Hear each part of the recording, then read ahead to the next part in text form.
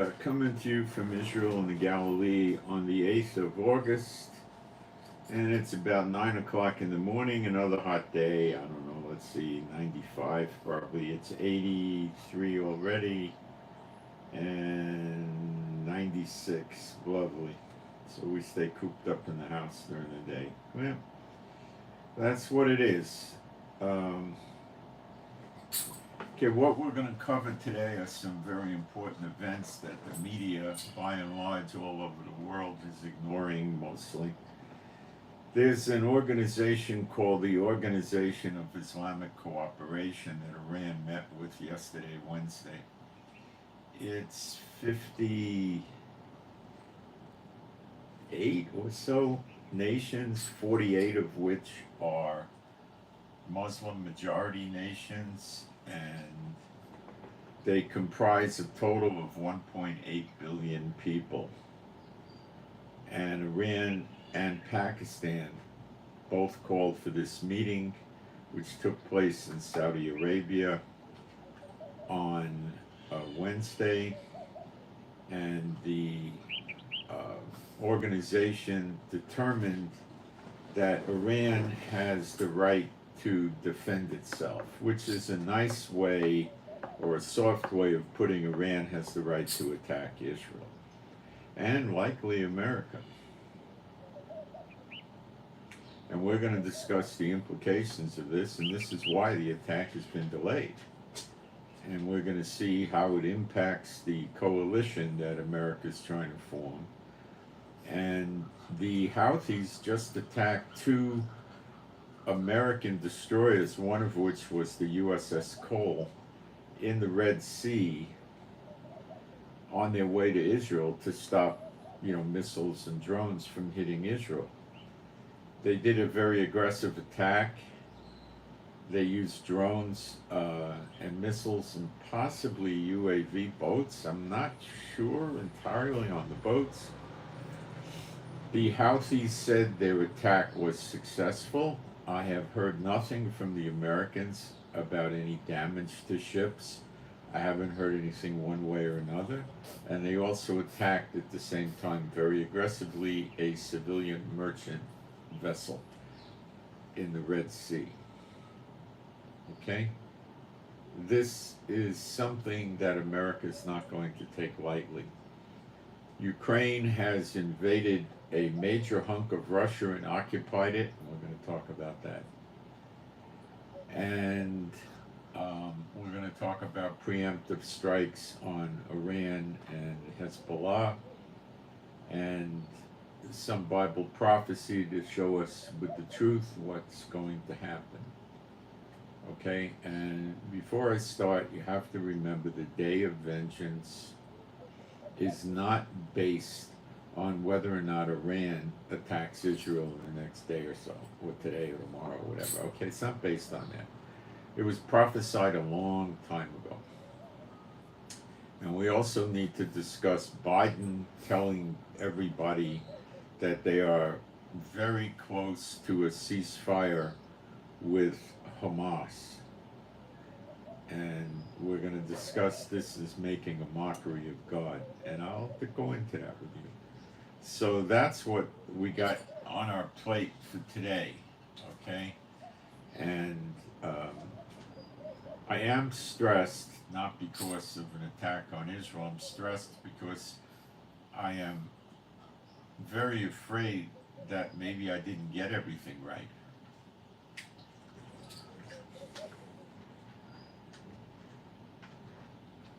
But I have not received any correction from Jehovah, and last night he revealed more things to me that make me believe I'm correct. So I just plod on, but please pray for me to have peace and calm, because I'm very stressed about, did I make a mistake about any of this? And I keep going back and checking it and asking the Lord to reveal it to me, and I'm not getting any revelations, I'm just getting more confirmations. So, please pray that I'm not so stressed. I did get a good night's sleep. Yesterday was a horrible day for me because I was just stressing myself out all day until the Lord showed me some things in the evening which which I posted up. So these are the days of Noah, and the people are going to be rejecting it, rest assured. Okay? In general, they're going to be rejecting it. Okay, now this is escaped. This Islamic organization of cooperation has escaped the people. They don't get it. And they're also not talking about the sleeper agents. That's another area they don't get it. Okay? So, with that said, I'm going to jump into the chat, and I want to make sure we have sound and picture and little things like that. So, we do. And I'm going to put a couple of fast posts up in the chat, so please bear with me. I am going to be going as quick as I can, and it's worth waiting around. I live in Israel, and I lived in Israel for many years, and you're going to hear things that you're not going to hear in a lot of places, okay? And when it comes to Bible prophecy, tying it together with the news, I don't think you're going to hear this elsewhere, okay? So bear with me, it's going to be rather quick, and it also gives people a chance to come in.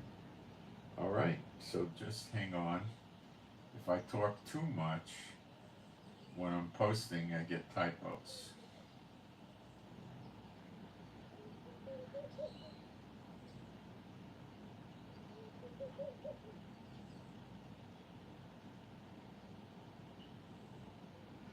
I stopped putting the offering information for PayPal up in the last few videos because I was getting the impression that, oh, it's so close, what's the difference? But I have to apologize, I'm sorry, please forgive me. In the eyes of Jehovah, offerings would still be valid, even though what's going to come fairly immediately is going to, stop money, and, I've covered that with you. So, I'm sorry, but it will still count with Jehovah, okay?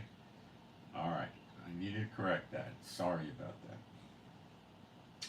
Now I'm going to just put my email address up so you can send in questions or prayer requests during the broadcast kind of privately. And I do check it during the broadcast. And, if you're going to ask questions and want me to discuss something in Bible, that's fine. As long as it's sort of kind of related to the topic we're covering today, okay? That's only fair, right?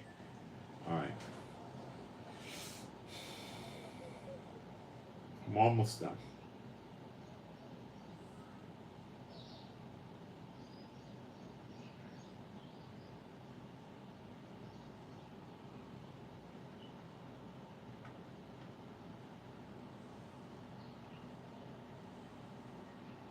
I'll be done in a moment. Okay, I'm done. Being a Bible-believing site, I'm going to do some praise. You can join in, not join in. I have no control over that. There is no God like Jehovah. There is no God like Jehovah. There is no God like Jehovah. There is no God like Jehovah. There is no God like Jehovah. There is no God like Jehovah. There is no God like Jehovah. There is no Messiah like Yeshua. There is no Messiah like Yeshua. There is no Messiah like Yeshua. There is no Messiah like Yeshua. There is no Messiah like Yeshua. There is no Messiah like Yeshua. There is no Messiah like Yeshua. I'm feeling my stress level dropping already, so somebody's praying. Thank you. Okay, so where do we start? Well, this is what they're not telling you. What the heck is the organization? What do they call it? Organization of Cooperation of Islamic States. They abbreviated OIC, so we'll call it OIC.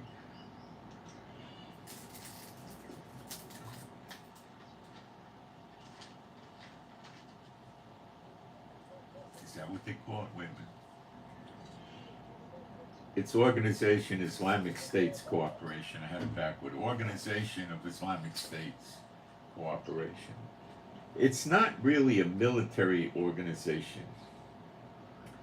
I believe it's something like 56, 58 nations, 48 of which are Muslim majority, The total of them all comprises a combined population of 1.8 billion.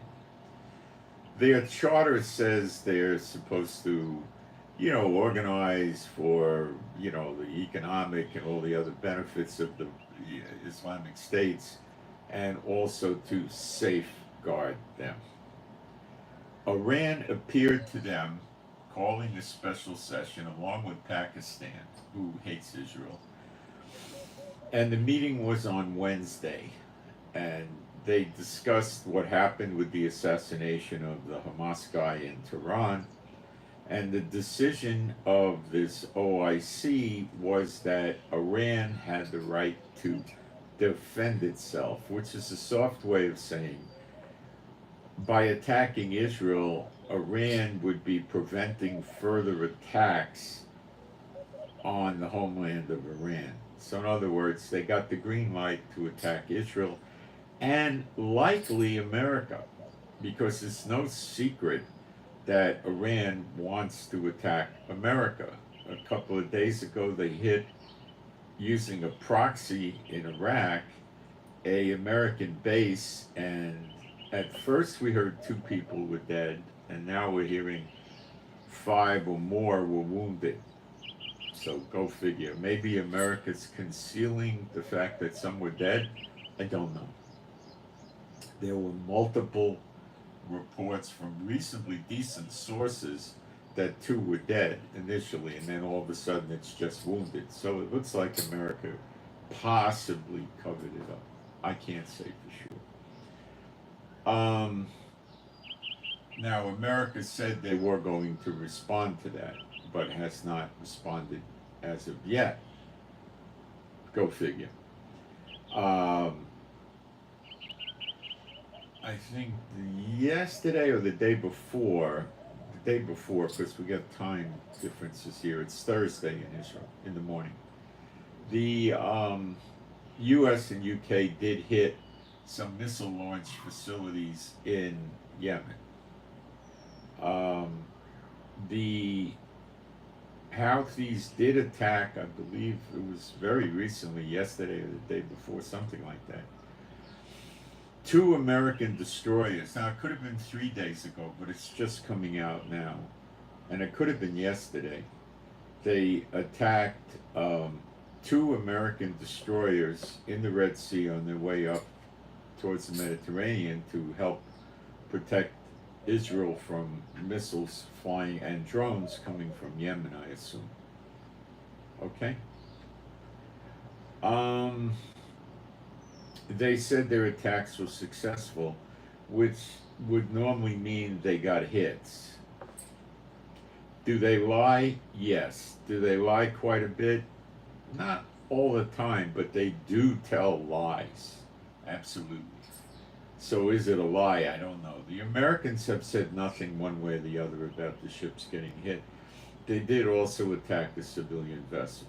Now, you have to understand that America, first their base in Iraq gets hit. Now, the other thing is the Syrian regular army is taking oil fields back that America was controlling in northeast Syria with their bases there. They're reoccupying the oil fields. Now, ask yourself a question. Would America go to war over oil? It's so obvious. It's a joke, isn't it? I mean, it's not really a joke, but it's of course.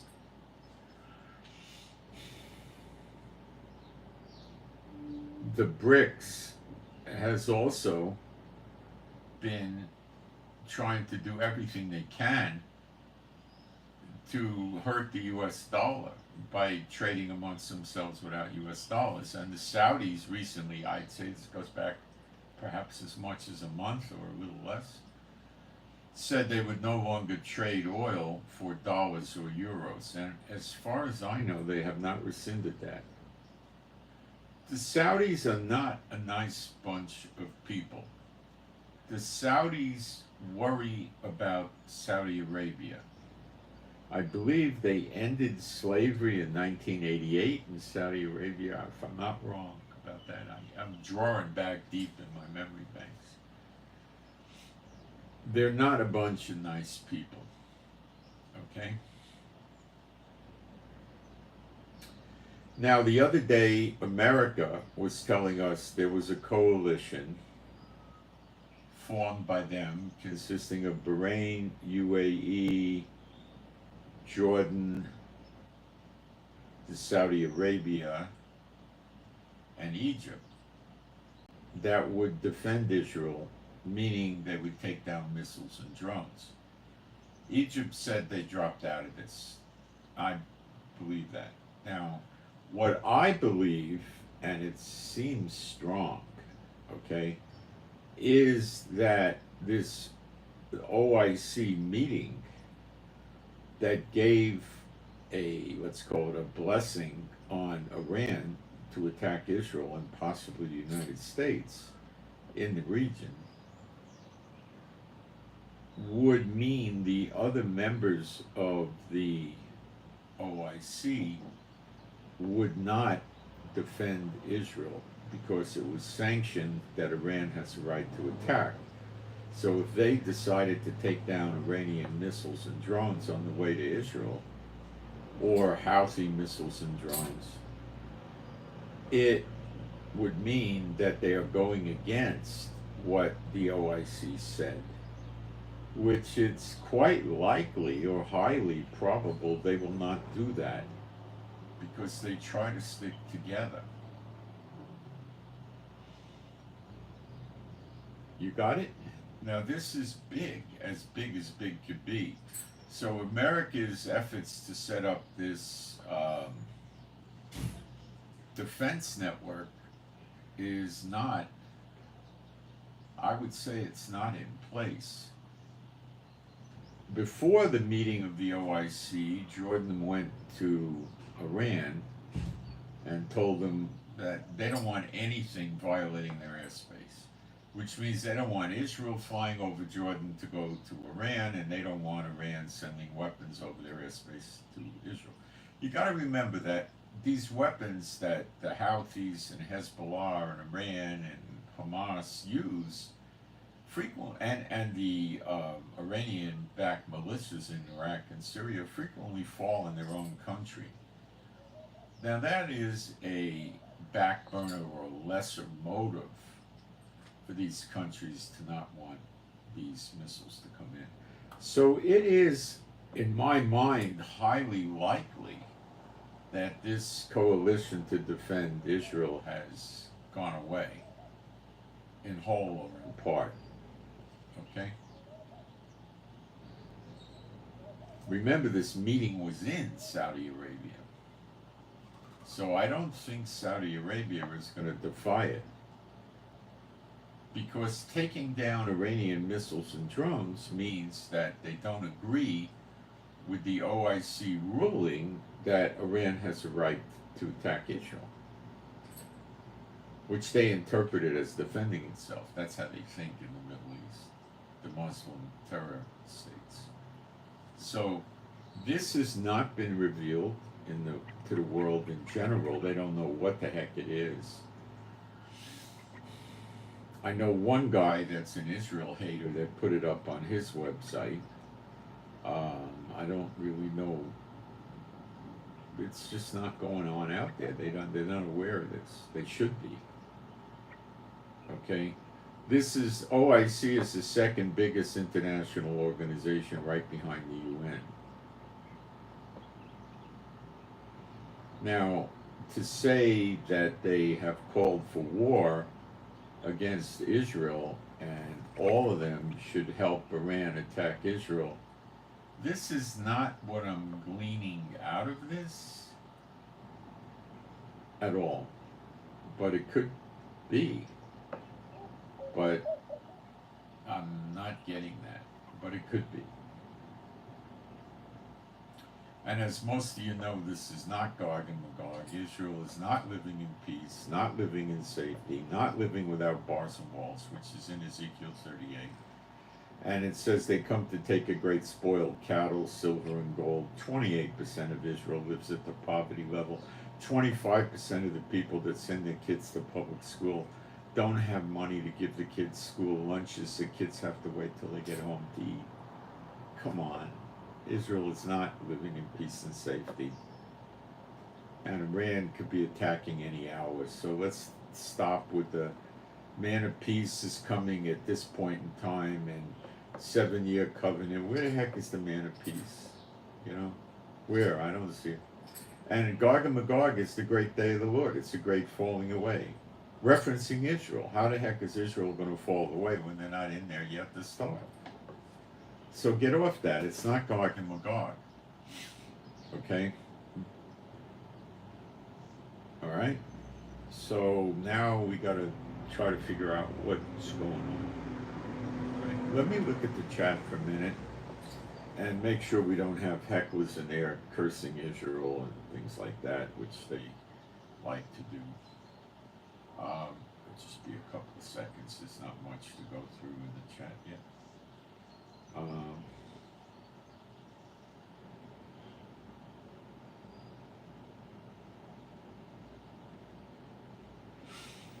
The USS Liberty is something that's highly irrelevant. What is it? 60 years ago? Why are you still bringing it up? You hate Israel? It's very old. I don't think we truly know exactly what happened.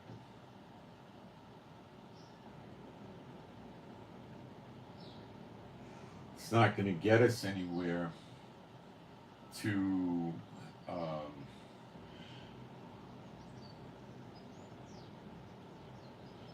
it's not going to get us anywhere to understand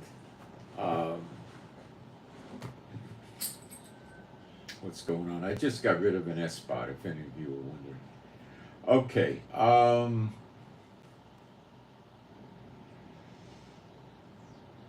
Now let's move ahead. Hezbollah.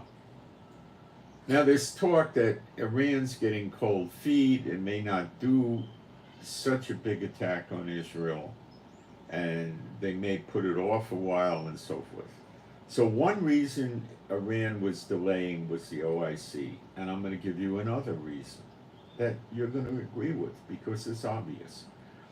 Russia was sending convoys of cargo planes into Russia for several days, and Shoigu, a big maka in the a big shot in the Russian defense system, was over there with a delegation with Iran while this was going on. Shoigu has since returned to Russia. Now, Russia said they gave them electronic jamming devices, which would stop aircraft, drones, missiles, whatever, using, I don't know, but look, Russia has those things, and look what Ukraine's doing to Russia, so let's not think they're that effective. They're not. Iran is touting this to deter Israel and to boost the hopes of the people in Iran. Now, trying to tap into Iranian social media to see what's really going on in Iran, I'm telling you, it's near impossible. When you go into this Iranian social media, all you read about is, ball scores, the price of chickens, and, nothing. It's so controlled by Iran. It's a waste of time to even look at it. Now, looking at the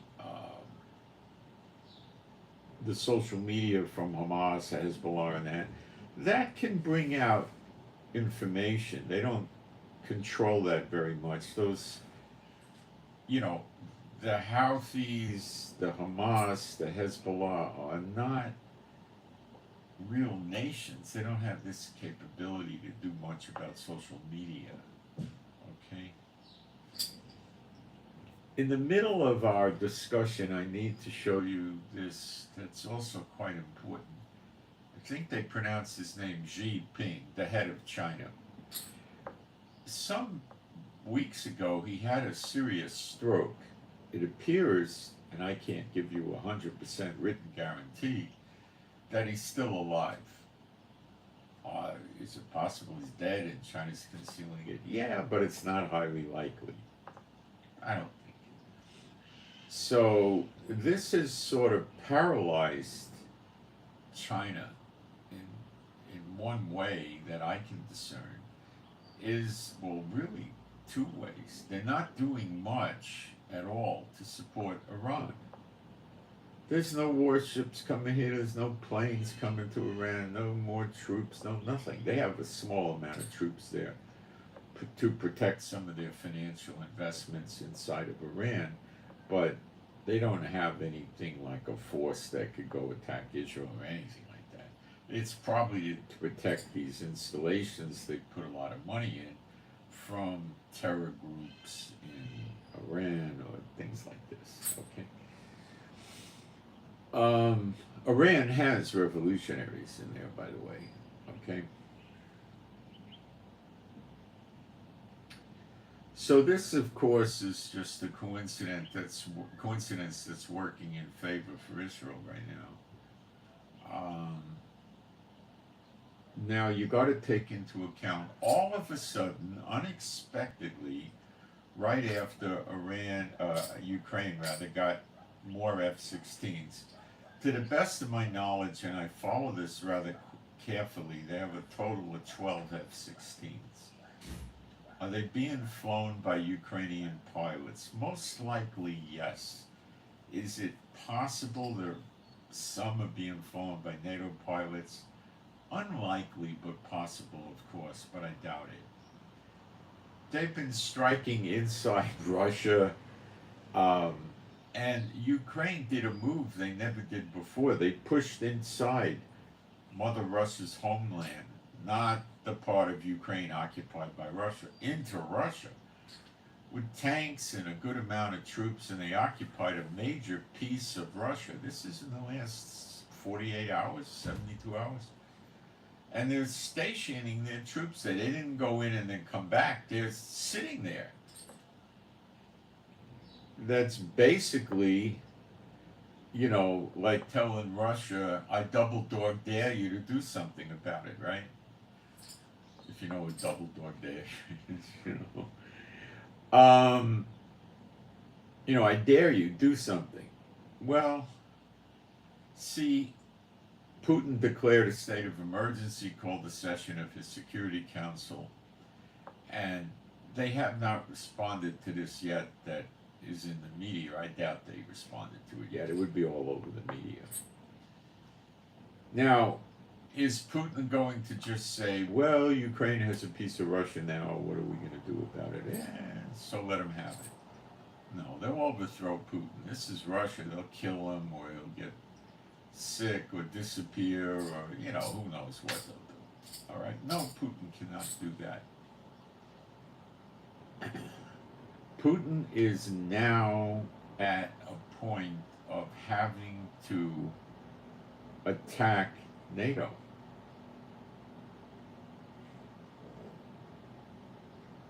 Think about it. These HIMARS, long-range missiles, F-16s, tanks, all sorts of weapons coming in from NATO and America. It seems like every week America's giving at least $1 billion of junk to not junk, military equipment to Ukraine. Ukraine to NATO, including but not limited to America, is like Hamas or Hezbollah or the Houthis with Iran. It's being used as a satellite. It's believed that Ukraine has lost 600,000 people, the military, since this thing started. It's running 2 years or so, approximately. Or it's in the second year. I don't know the exact month count, but it's been a long time. So most of the weapons are flown into Poland and then by ground, by train or truck, carried in or transported into Ukraine from Poland. Romania is also a player in this game going on here, this war of strategy. So Belarus is heavily fortified by Russia, which borders Poland. So if Putin is going to make a move against NATO, what is his best move? Hitting Norway or Sweden? No, no. His best move is to hit initially Poland and then Romania. Those are his two best targets. Hitting these countries up north like Lithuania, Latvia, Sweden, Norway, that's not going to give him much of any tactical advantage. It'll give him a psychological advantage, which isn't worth two hoots. He needs tactical advantages, okay, not psychological. His navy is not going to be useful to any extent to hit Poland and Romania, although Romania is on the Black Sea and he could attack them using his navy. I have to say that's a possibility. He would more than likely go after Romanian air bases and maybe hit Bucharesti. Well, we call it Bucharest, the capital.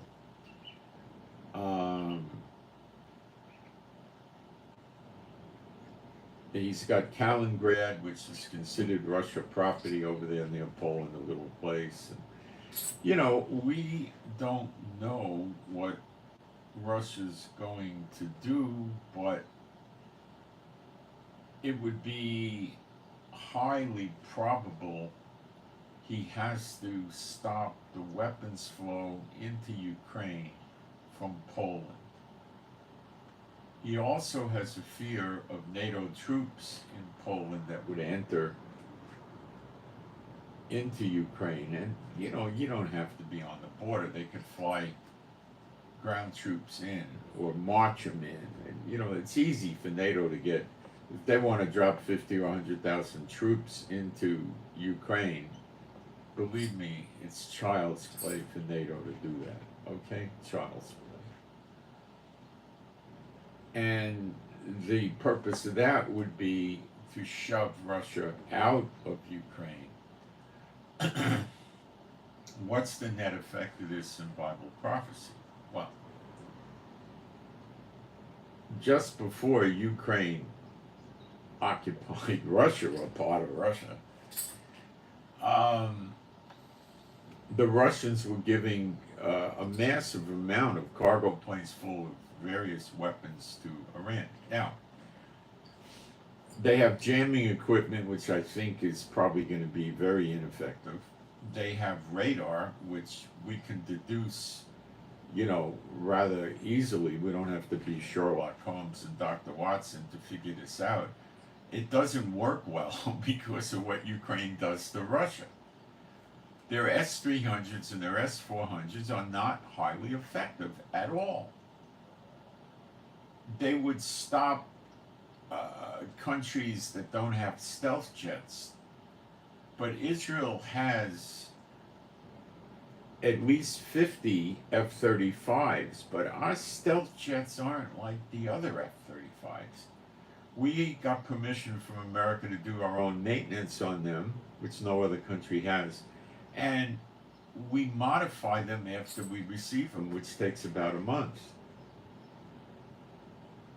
We adapt them for that 360-degree helmet that gives them a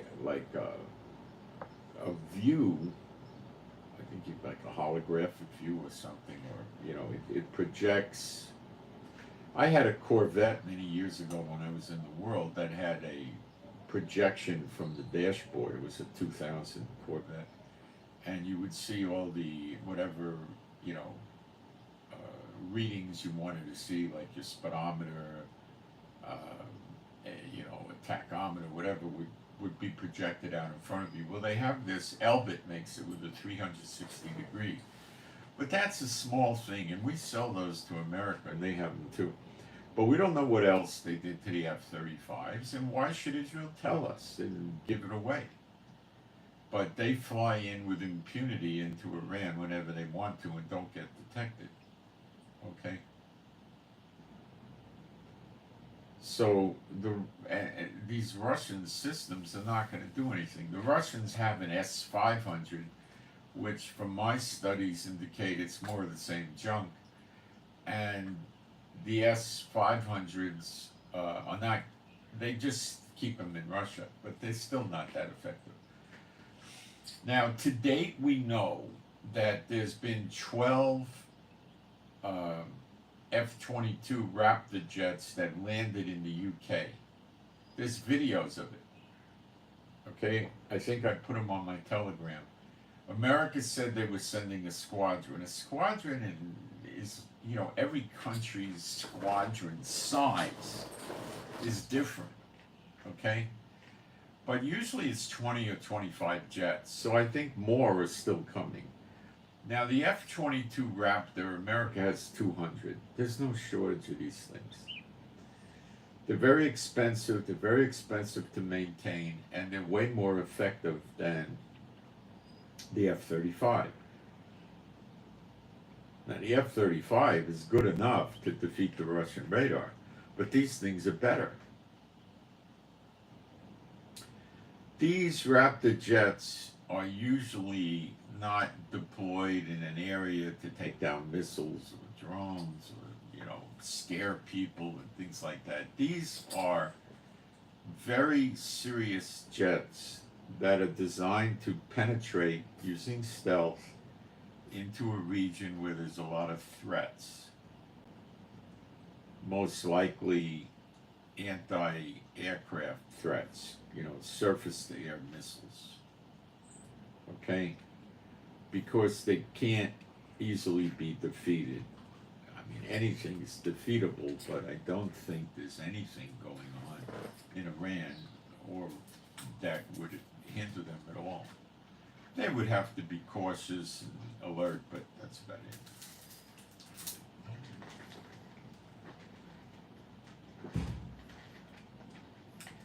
Did they leave the UK? I don't know.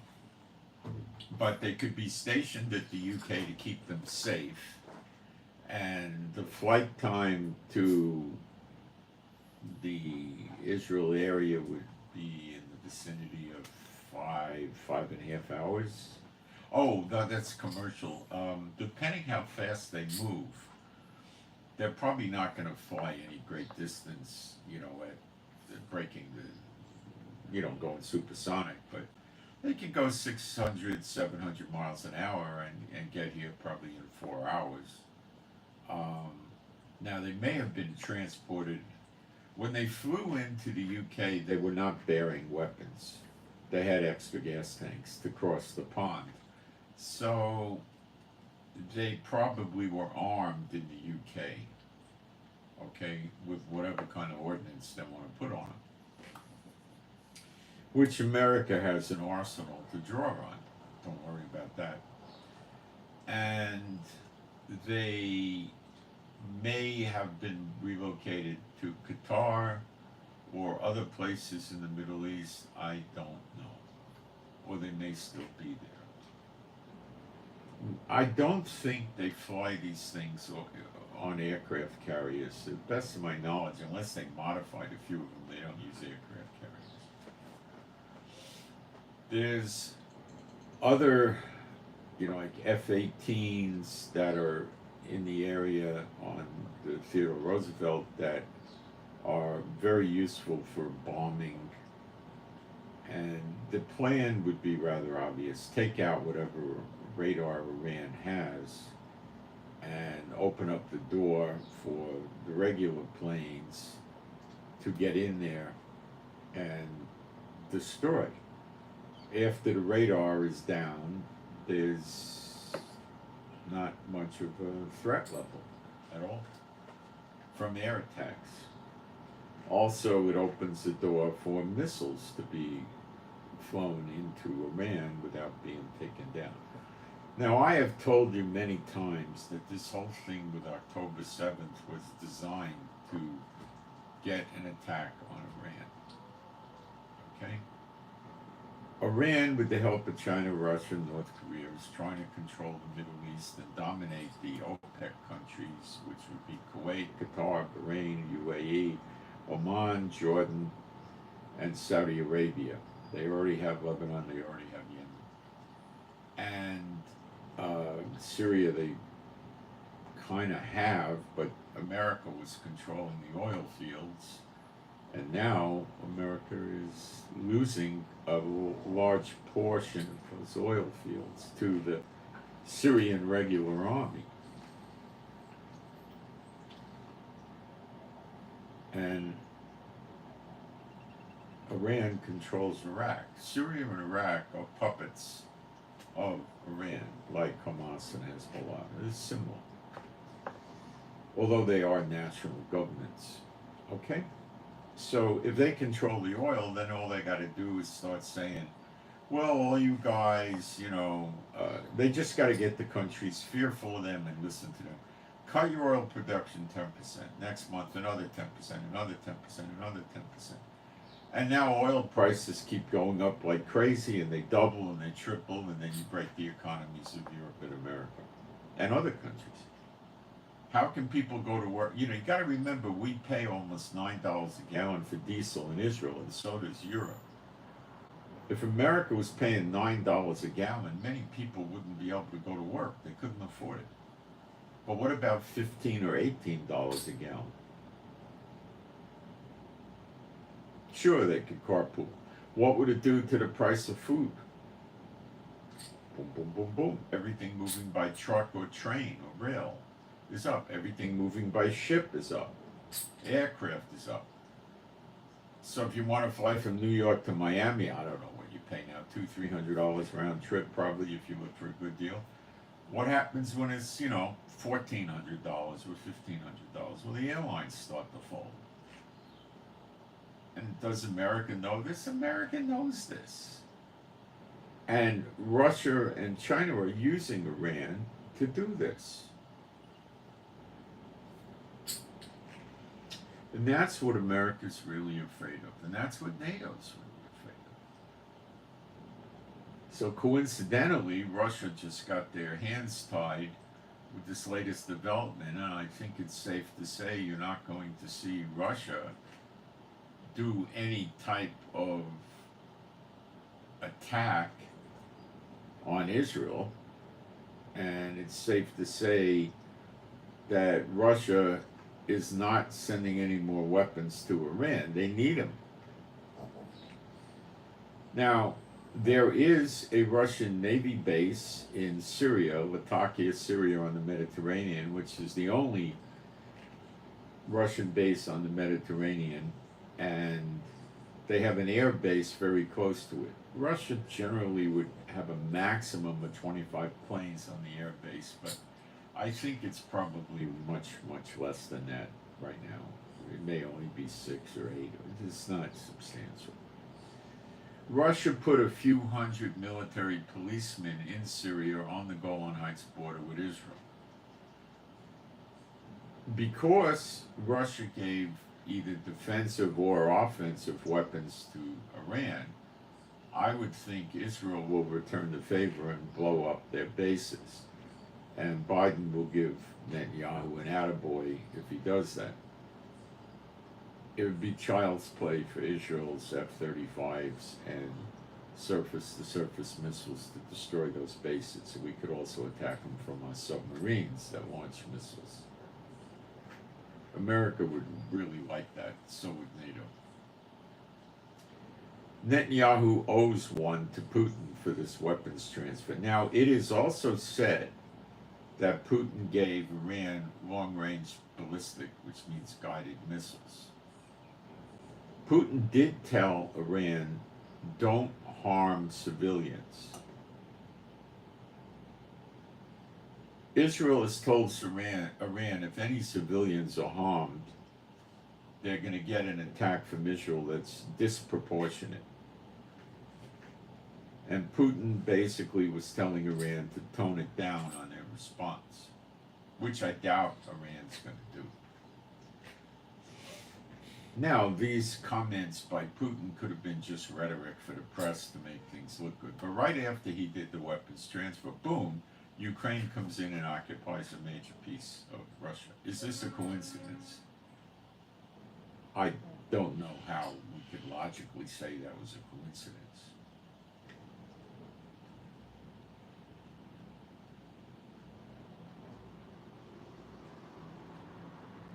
I don't know how we could say that. It sounds that it was planned. Either Jehovah arranged it, or NATO did it, or something. So I would say my first choice is Jehovah, because China has been sort of toned down a lot by the stroke of their leader, and now Putin. I mean, imagine America and, Russian forces came and occupied Florida. I mean, America's not going to go start doing fights in other regions until they, gain control of Florida back, right? So this is the problem that Putin has right now. So I think it's a very, very safe assumption that no more weapons are flowing to Iran or Houthis or Hezbollah in these times right now. And Putin will have to respond. And the least that Putin could do is do a counterattack into Ukraine, the occupied area of Russia that Ukraine has. Now, this is what they want Russia to do. What do you think? Why did Ukraine stay there? They could have destroyed every military installation, every infrastructure, and scooted back into Ukraine and had themselves a nice meal and watch TV and, no, they stayed there. It's a provocation. They're a satellite of NATO and America. So they're occupying Mother Russia. That hasn't happened in, I don't know, since World War II.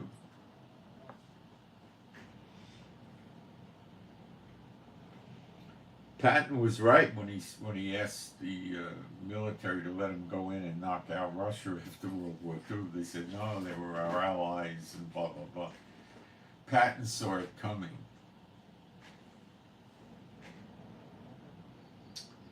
And Russia was significantly weak during that time. Curiously, just as an aside, when the Russians went into Germany, they took the people out of their houses, okay, and they lined them up behind their house or in front of their house, whatever, to execute them. Summary execution of men, women, and children, which is pretty much to return the favor what the Nazis did to Russia. And they would run across people that would start davening. They would, they would do the Shema. There was a Shema, Israel, the Noel, Heno, the Noel, and all the Jews know this. The Russian soldiers, a lot of them were Jews. They stopped. They took the guy, they pulled him away from the family. Now these were righteous, what's called righteous Gentiles by Israel that sheltered the Jews during the Holocaust. And they came out of the house with the family. And then what did they do to these Jews? Well, basically, here's water, here's some rations for you, here's an overcoat, may God be with you, get out of here, it's not safe. These things happen.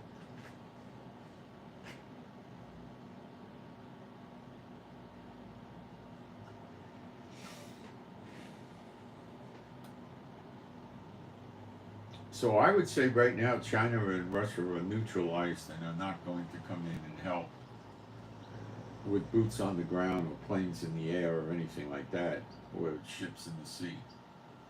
Okay? They're not going to do that.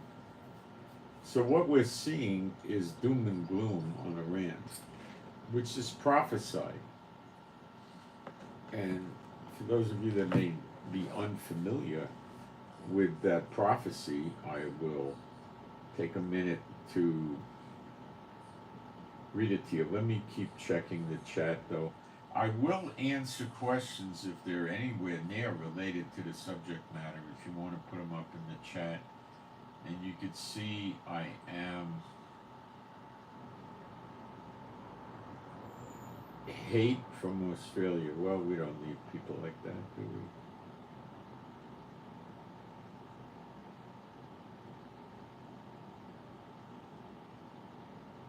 Oh, they come in groups. Just get rid of them.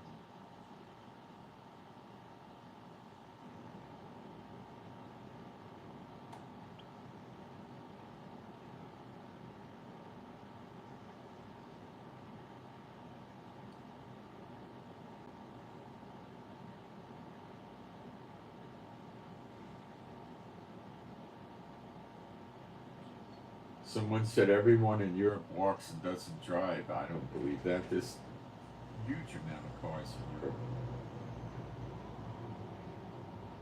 Okay, let me read you the prophecy. Lots of people are running away now because they don't want to hear the prophecies. That's the ostrich approach. They put the head in the ground. It's Jeremiah 49, towards the end.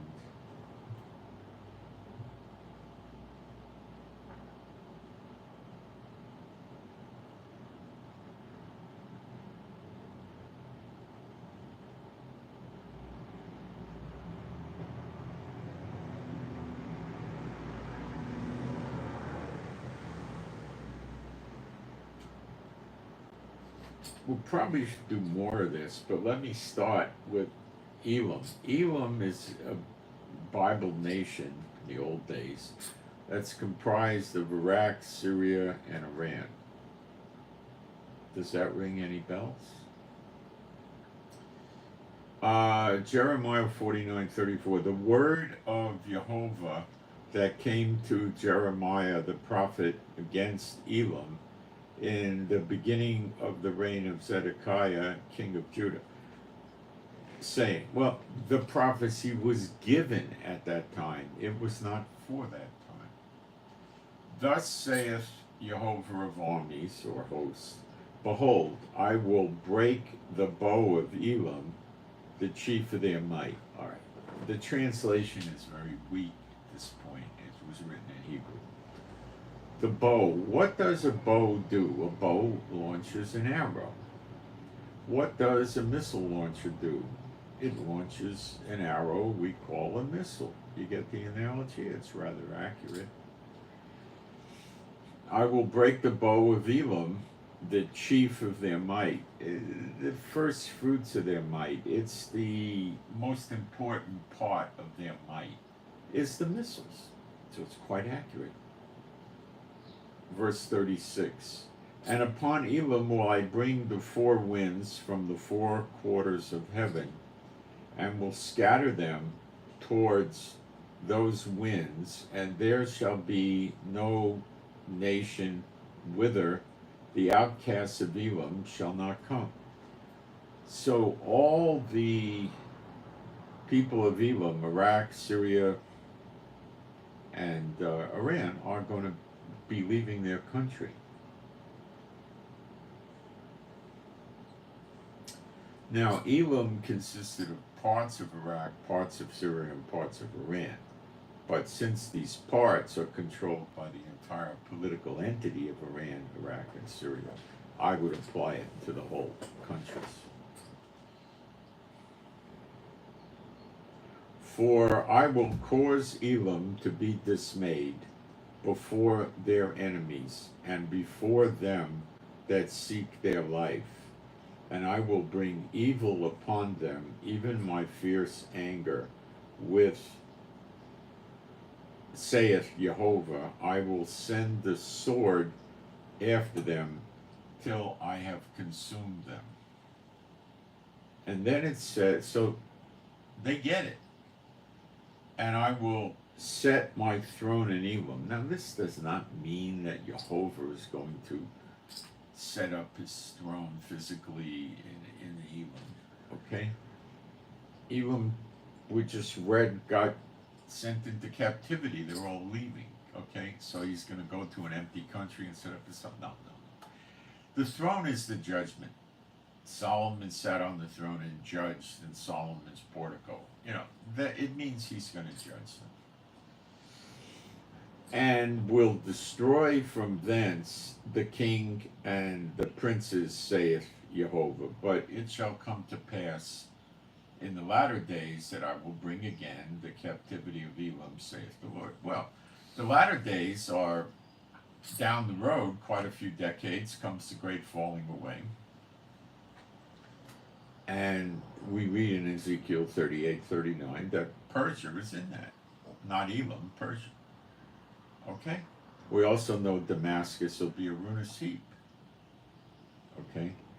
We also know with Lebanon, open up your doors, let the cedars of Lebanon burn.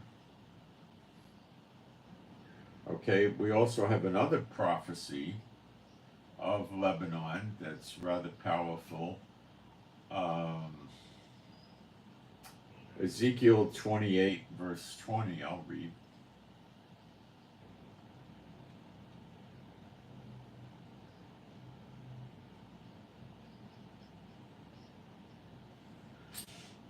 Again, the word of Jehovah came unto me, saying, Son of man, set thy face against Zidon, it's in Lebanon, and prophesy against it, and say, Thus saith Adonai Jehovah, Behold, I am against thee, O Zidon, and I will be glorified in the midst of thee, and they shall know that I am Jehovah when I shall have executed judgments in her, and shall be sanctified in her.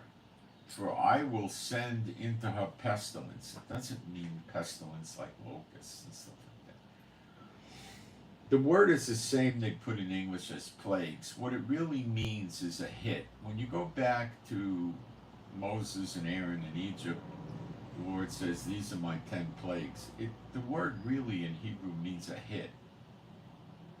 Okay? And blood into her streets, and the wounded shall be judged in the midst of her by the sword upon her on every side. And they shall know that I am Jehovah. Well, every side. Well, the south is us. The west is the Mediterranean. We have attacked them with missiles from our ships.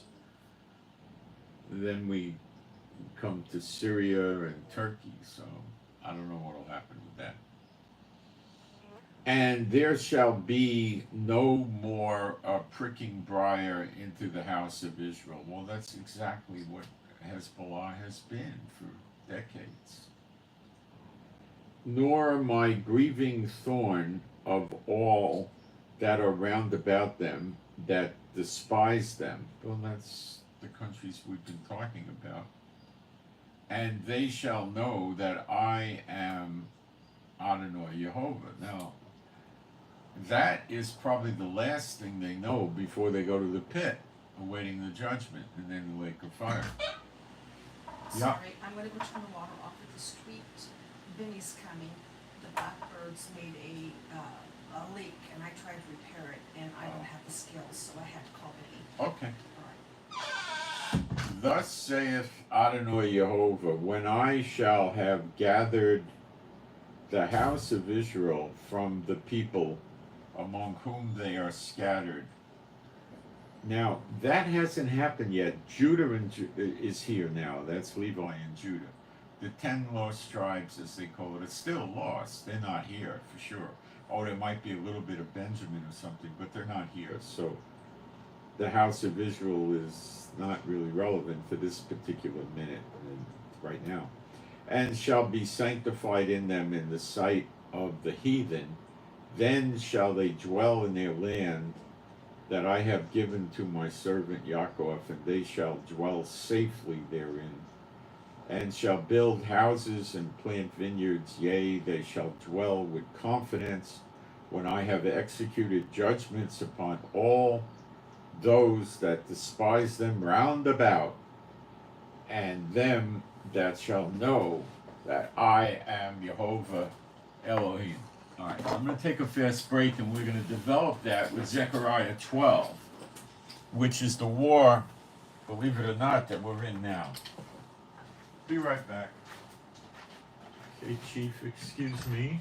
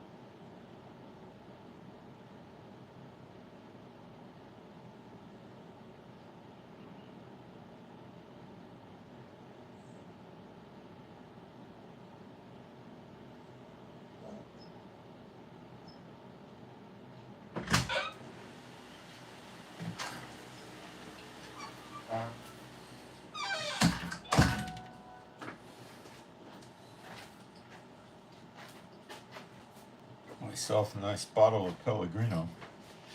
Okay.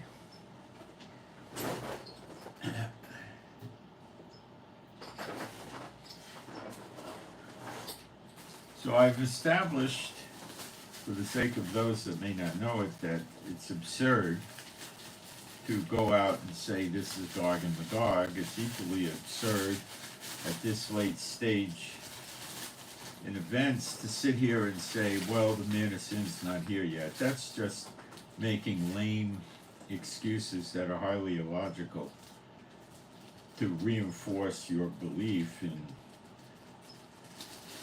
what false prophets and false teachers are spreading. I wear sunglasses because I spend a lot of time in front of the screens, and it's easier on my eyes. They're polarized, it blocks a lot of the, bad light and stuff like that.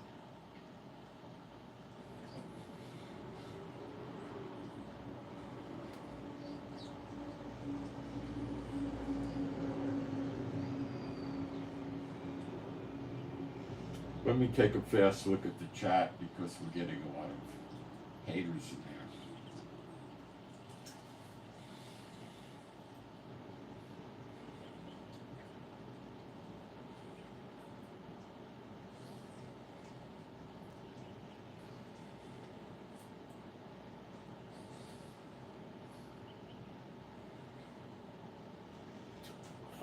Somebody said Isaiah 31. Let me take a quick look at that.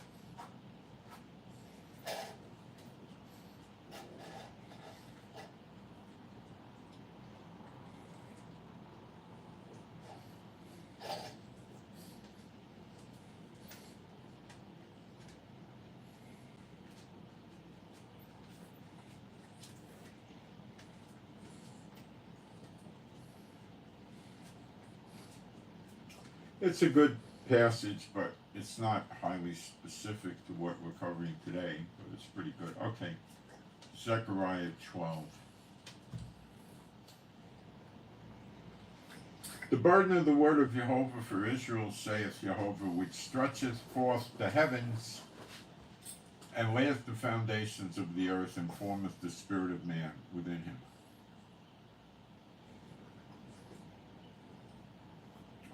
Behold, I will make Jerusalem a cup of trembling unto all the people round about, when they shall be in the siege, both against Judah and against Jerusalem.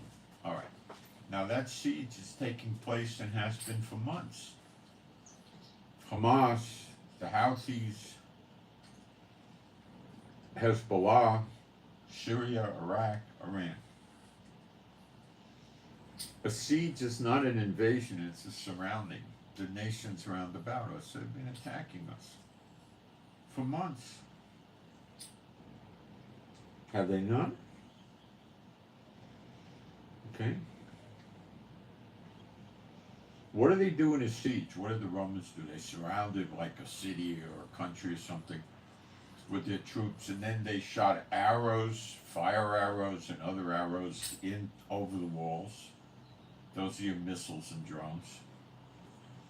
And they used catapults. Some of the catapults were fireballs, some were big rocks. That's your missiles and drones again, is it not? Got it?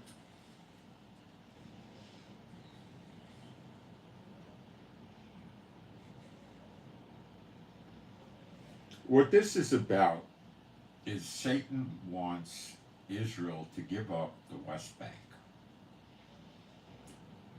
Satan has tried to attack Israel since 1948 using the Muslim states several times, every time Israel wins. What Satan did that in his mind was successful is he got Israel to give up the Sinai Peninsula from extreme American pressure. They gave it back to Egypt, and it had oil wells. Oil. They gave it back. Then, in 2008, the nations got Israel to give Gaza back. Look how that turned out. Now, they want Israel to give up the West Bank. Even Trump, as practically when he took his hand off the Bible when he was sworn in, he started talking about a two-state solution and never stopped. He's one of them. If we give the West Bank back, we're basically, they're going to do what they did with Gaza, but maybe threefold. It would be horrible for us. Satan wants the reversal of Bible prophecy. The West Bank includes East Jerusalem, where the Wailing Wall is, where the Dome of the Rock is, where the Pool of Siloam is, and the site of the actual temple is, when there is a temple. The mountain, Mount Zion's been dismantled by an army many centuries ago, but Jehovah will bring it back. So, this is what Satan's trying to effect.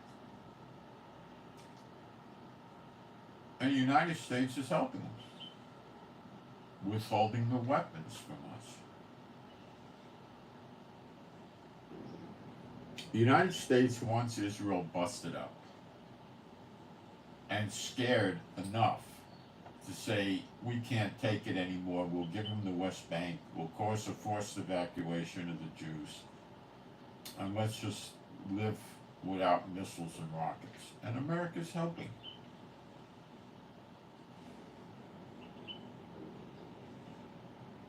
Has America ever attacked Lebanon? No. Have they ever attacked Hamas? No. Have they attacked the Houthis? Yeah, because the Houthis attacked them and the shipping.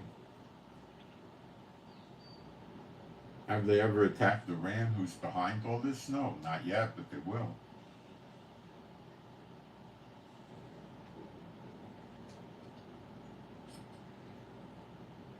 Have they attacked the Iran-backed militias in Iraq and Syria? Yes, because they're attacking American bases.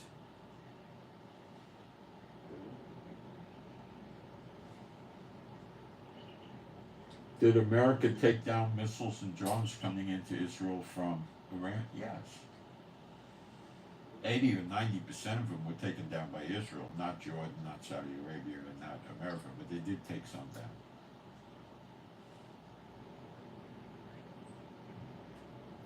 For America to take down everything Iran throws at Israel, America would probably have to have about 70 warships here. And that's not the case. There's 16.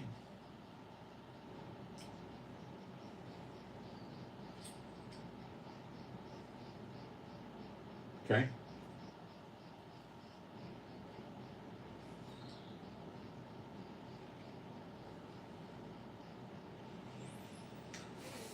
America has a double-edged sword in this fight. They want Israel busted up sufficiently to throw the towel in and go for the two-state solution. And they want to get rid of Iran.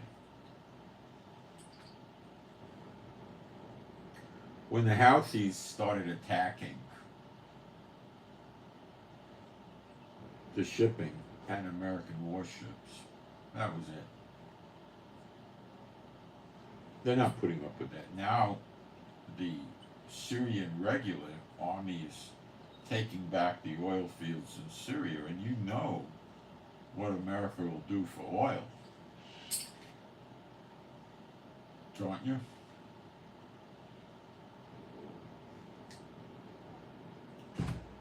Iran is writing checks they can't cash. Okay? These groups are criminally insane. Imagine, in Boston or Atlanta, there's a serial killer running around killing people, 2 or 3 times a month, and the district attorney gets on the TV and makes a call to him.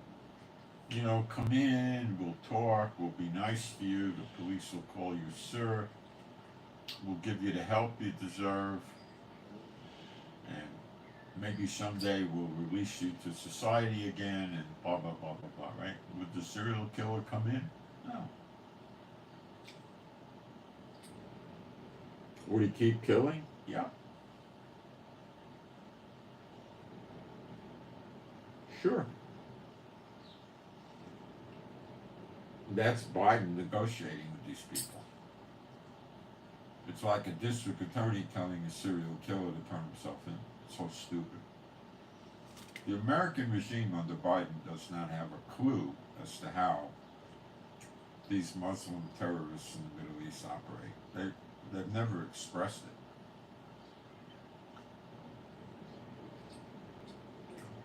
it. It says Iran will be destroyed by her enemies, plural. If Israel was going to destroy Iran, it wouldn't say that. Maybe Israel will be in the attack, but it's going to be broader.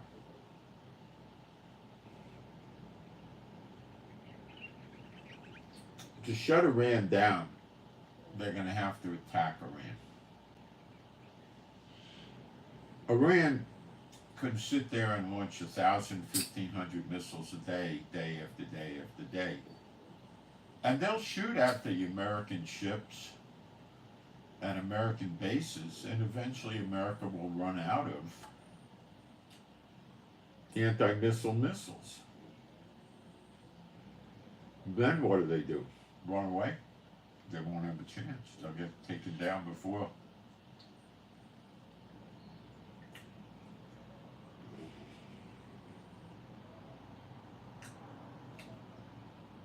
America has to hit Iran.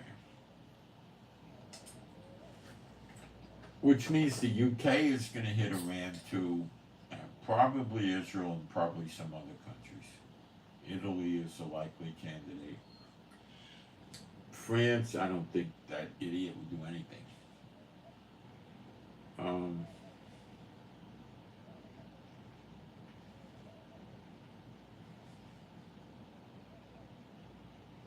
NATO could get involved, but I'm not sure to what extent. They don't need that much. Iran is not that hard to take out. Going into Iran with boots on the ground, troops and occupying it, that's horrendous. But destroying it to the point where they leave and go to other countries is not hard. And it's Iraq and Syria, too. And who's attacking the American military bases but the Iran-backed militias in Iraq and Syria?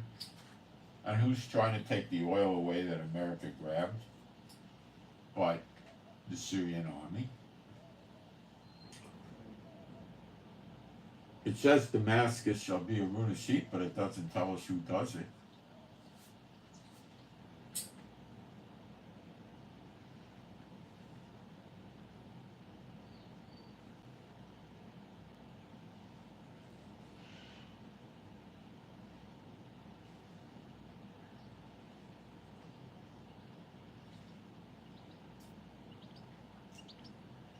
The problem that America has right now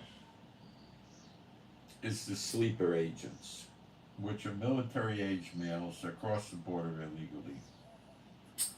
And it's rumored 70% of the illegals are military age males, and there's likely 7, 8, or 9 million of them, although you don't need anywhere near that many. China has purchased hundreds of thousands of acres of land that, as a cover story, they call agricultural land, that coincidentally is adjacent or touching or right across the street from the major American military bases, which can, and I assume will be, overrun. You're not hearing any more about this in the media. Why? They don't want you to think about it. It's too scary. Russia's had it. They're fed up. Okay? Iran's had it now. They're fed up. North Korea is a volatile lunatic. He's had it probably from the womb. So he'll definitely get involved. And he's probably got agents in America, and China has a massive amount. And they don't care about them. They'll issue deployment orders for the sleeper agents in America, probably over this Iranian attack.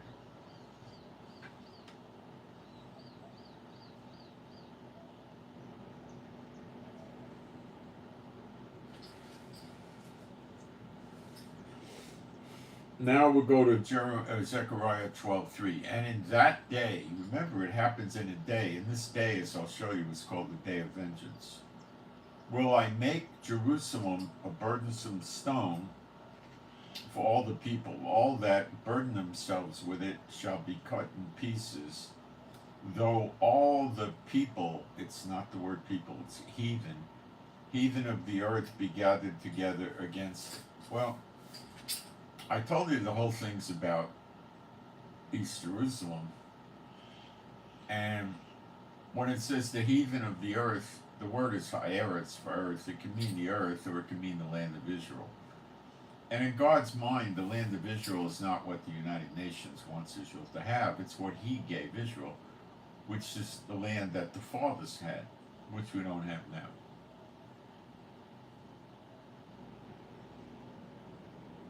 So that takes care of including Iraq and Syria, Lebanon, Gaza, Saudi Arabia, Jordan, Yemen. Yemen's Edom, I believe. And could be Egypt too.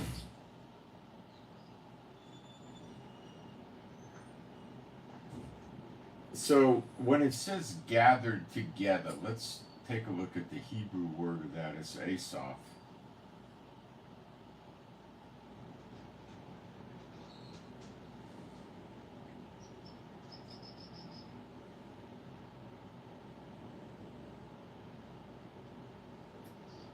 Let's see how Strong's puts it into English.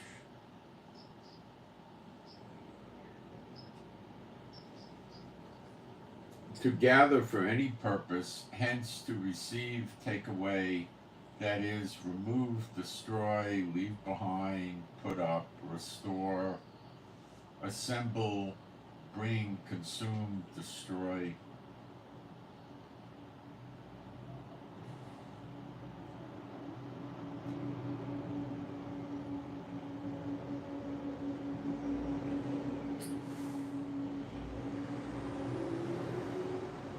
So they're in unison against us, like Psalm 83 would say.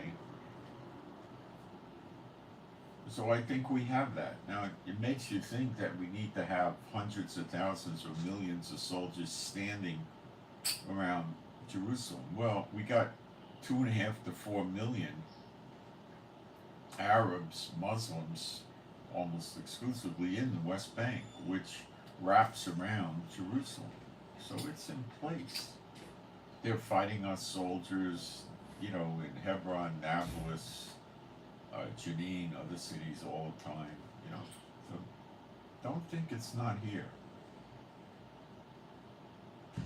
In that day, saith Jehovah, I will smite every horse with astonishment, and his rider with madness. Mind you, it was talking about the days of old. So if he said airplane, then people would say, whoa, what's an airplane? And they probably would have developed air travel a long time ago, many centuries ago, okay?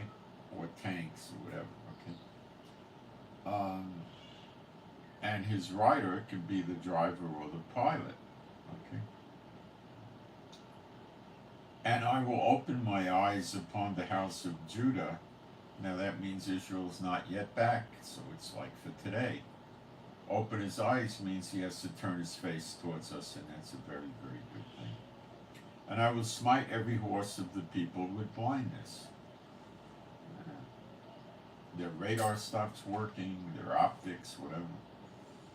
And it says governors of Judah. It's the judges, is what it should read. Judges of Judah shall say in their heart, the inhabitants of Jerusalem shall be my strength in Jehovah of armies, their God. It doesn't read that. That's incorrect. It's slightly incorrect. What it's saying is the inhabitants of Jerusalem's strength is in Jehovah of hosts, their God. That's what it's saying. In that day, again, it's that day, it's one day, will I make the chiefs or the judges of Judah like an earth of fire among the wood, and like a torch of fire in a sheaf. And they shall burn up all the people round about, on the right hand and on the left. And Jerusalem, they got the translation botched up here. Jerusalem shall remain still in her own place, even in Jerusalem. So nothing happens to Jerusalem. So, who are these judges that burn up the enemies round about? Well, who do you know that has fire coming out of their mouth? And now you have the answer. Prophets, judges are prophets. We only have two prophets coming. Apostle John and Elijah. And those are your two witnesses. And they're going to appear openly any day, any hour even, and burn up the enemies on the right hand and on the left. So,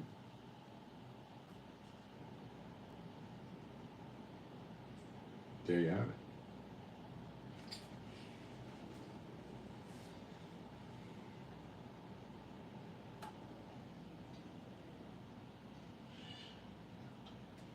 Jehovah also shall save the tents of Judah first. Well, that would mean their houses don't get destroyed, I guess. That the glory of the house of David and the glory of the inhabitants of Jerusalem do not magnify themselves against Judah.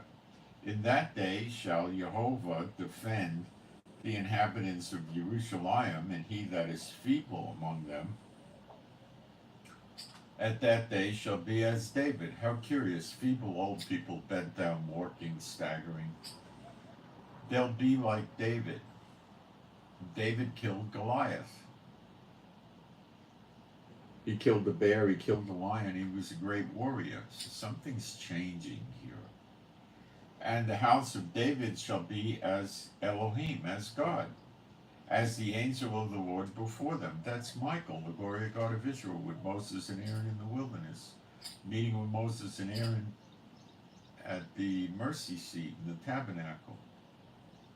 He killed 150,000 in one day.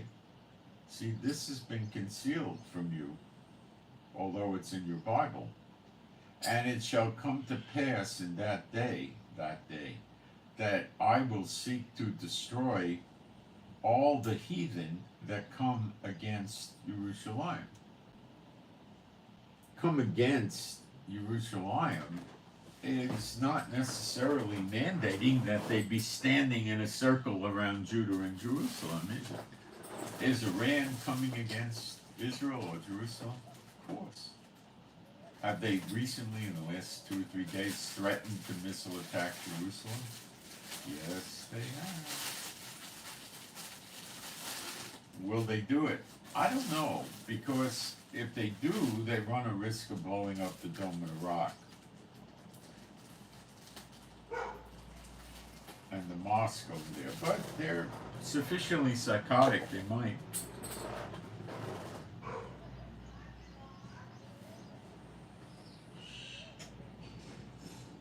Now you got to pay close attention, because this has been concealed from you by the churches, and it's right in your Bible. And I will pour upon the house of David and upon the inhabitants of Jerusalem the spirit of grace and of supplications. Well, he pours his spirit out on them. Supplications means prayer, so it would mean he's going to hear their prayers and give them grace from their sins. So obviously they're believers.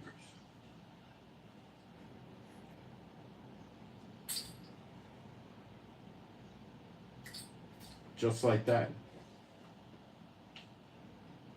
And they shall look upon me whom they have pierced, and they shall mourn for him as one mourneth for his only, and shall be in bitterness for him as one that is in bitterness for firstborn. So they see Yeshua.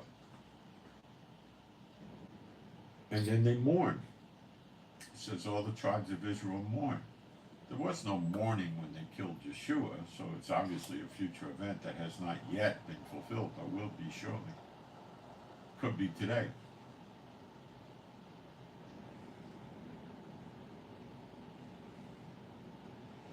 This is the sign of the Son of Man, appearing in the clouds, like the lightning from the east to the west, seated at the right hand of power, which is Father God Jehovah. And is Revelation 1:7.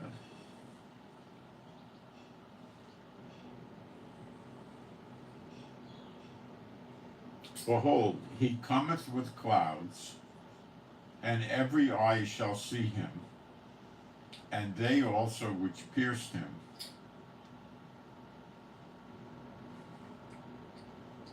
Hang on, I got an issue here. And they also which pierced him, and all kindreds of the earth, it's the tribes of the land, is the better translation, shall wail because of him, even so, amen. That's the mourning we see in Zechariah 12, which I didn't read, but I could read it real quick.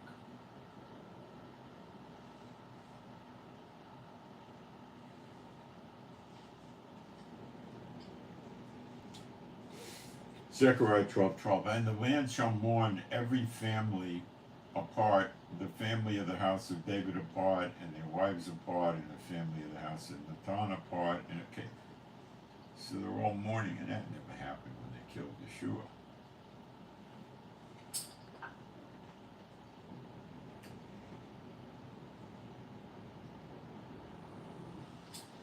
Now we go into Revelation 13, because remember that the chapter headings and the verse numbers and the chapter numbers are all artificially put in by the publishing houses. They're not in the original scrolls.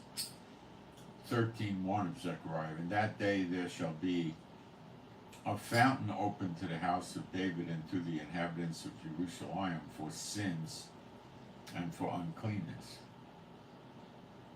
How about that?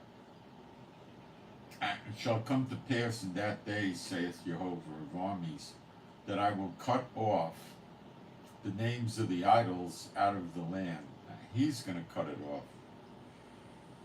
It doesn't necessarily mean by using Iranian missiles. And they shall no more be remembered. And also I will cause the prophets and the unclean spirit to pass out of the land. He's speaking of the false prophets, not the 2 witnesses, and there's no more demons in Israel. They don't teach you this. It's a shame.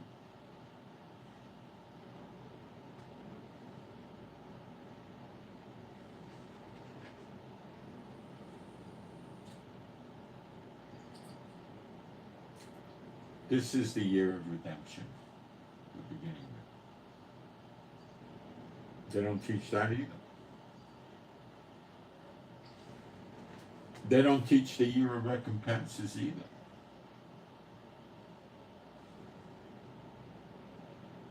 Isaiah 34:8. For it is the day of the Lord's vengeance, and the year of recompenses for the controversy of Zion. Now, the controversy of Zion is the surrounding nations don't want to see an Israel. It doesn't quite lend itself to Jehovah punishing Israel, does it? No.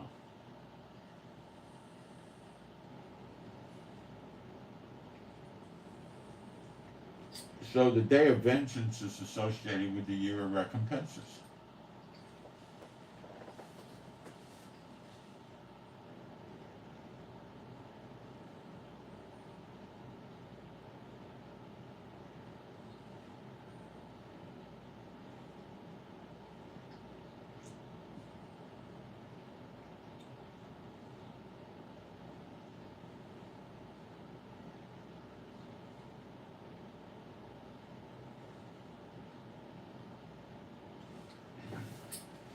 Isaiah 63:4. For the day of vengeance is in my heart, and the year of my redeemed is come. So we see the day of vengeance associated with the year of recompenses, and also the year of redemption. So it appears to me that the day of vengeance would be the last day of the year of recompenses and the first day of the redemption year. But let's read Isaiah 63 from the top, from the start. Who is this that cometh from Edom? I think that's Yemen.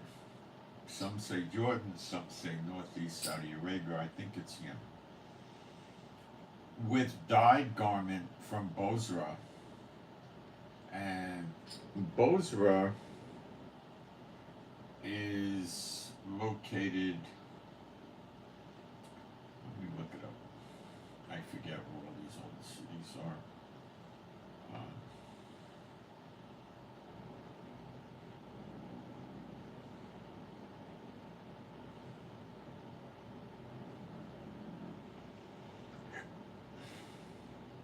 I'll have to look it up.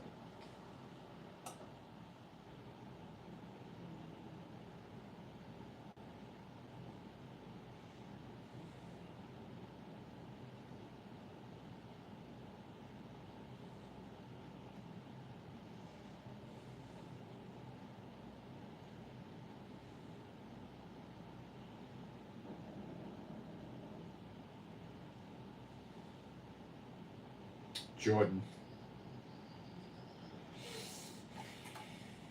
So things aren't looking good for Jordan. From Bozrah, so maybe Edom is in Jordan, but I think it's Yemen. Ammon and Moab are in Jordan. This that is glorious in his apparel, traveling in the greatness of his strength, I that speak in righteousness, mighty to save. Therefore art thou red in thine apparel, and thy garment like him that treadeth in the winepress. I have trodden the winepress alone, and of the people there was none with me, for I will tread them in mine anger, and trample them in my fury, and their blood shall be sprinkled upon my garments, and I will stain all my raiment. For the day of vengeance is in my heart, the year of my redeemed is come. Some will think it's Yeshua, but I don't think so. Why? I think it's Father God Jehovah, and why? Yeshua says he's going to come in the clouds, seated on the right hand of power, which is God the Father, Jehovah. And in Psalms 110:1 it says, the Lord said to my Lord, sit thou at my right hand until I make your enemies your footstool. Okay. The scripture also tells us whom the heavens must receive until the restitution of all things. Well, Elijah's coming to restore all things. How can Yeshua have come down to earth, before then? Well, anyway, since he's told to sit at the right hand of Jehovah, it appears to me it's until his enemy's a footstool, and obviously it's not yet. So it appears that it's Jehovah doing this.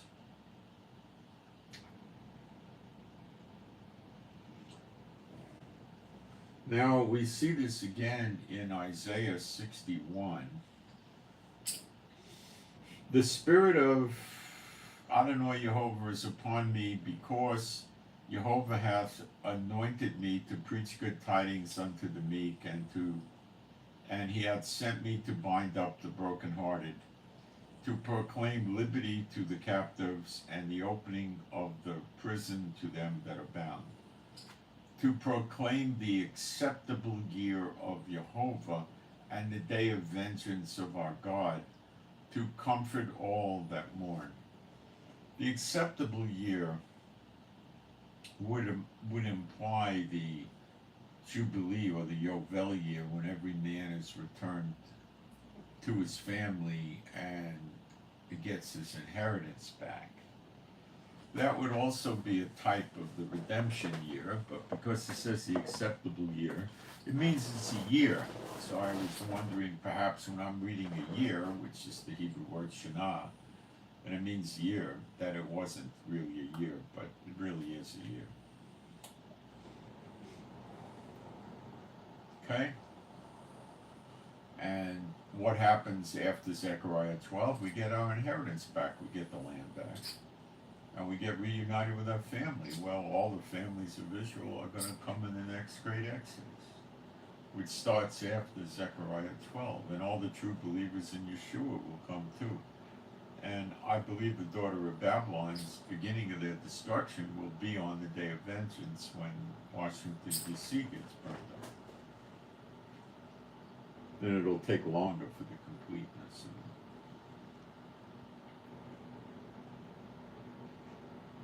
Many of us don't understand how powerful Jehovah is and what he can do in one day if he wants to. And that's sad, but it'll change rather shortly.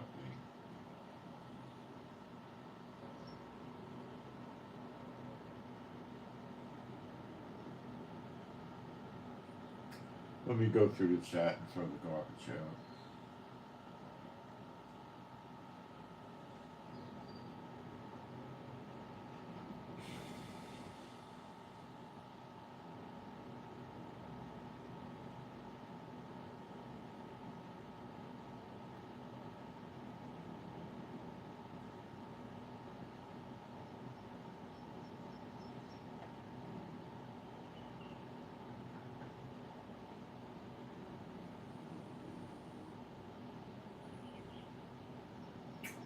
Well, we don't go by international law, we go by God's law, and the West Bank and the rest of the land belongs to us.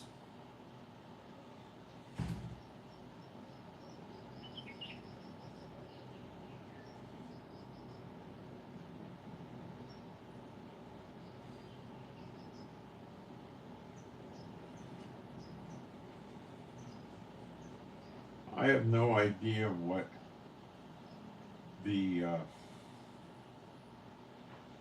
bees coming means.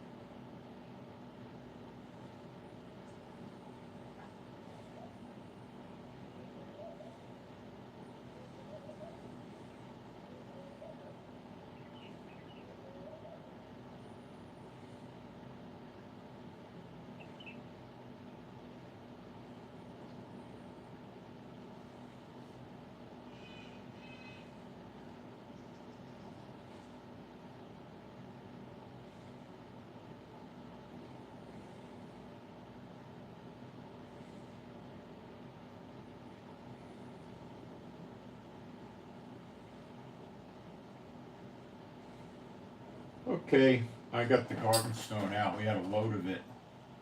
There are people that hate God and all that stuff. Let me see if we got any prayer requests coming in on email. It'll take a second.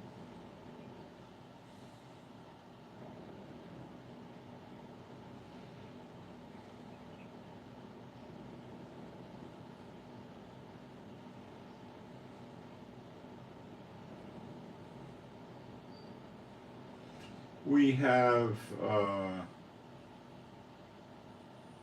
toss request for two entities. One is EM Echo Mike toss salad Echo Mike, and the other one is NM Nancy Mike NM Nancy Mike toss salad.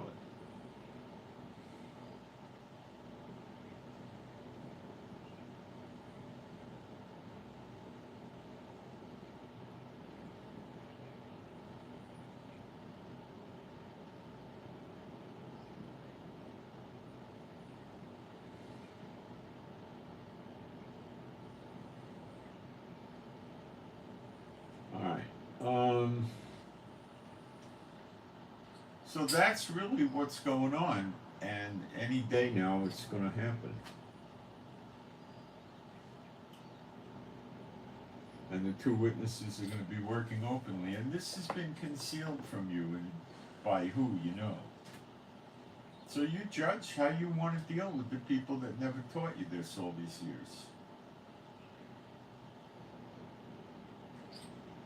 The blind follow the blind, they both wind up in the pit. You want to go to the pit? It's up to you, not me. I'll be right back.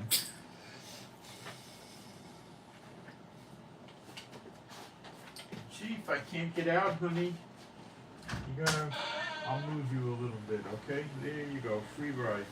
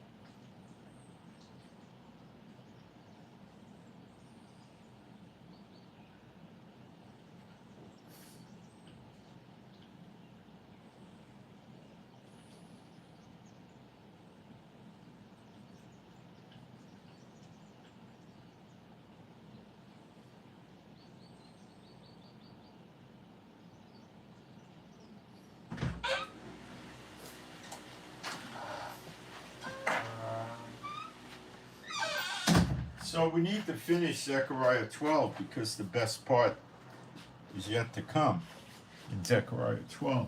My reading it.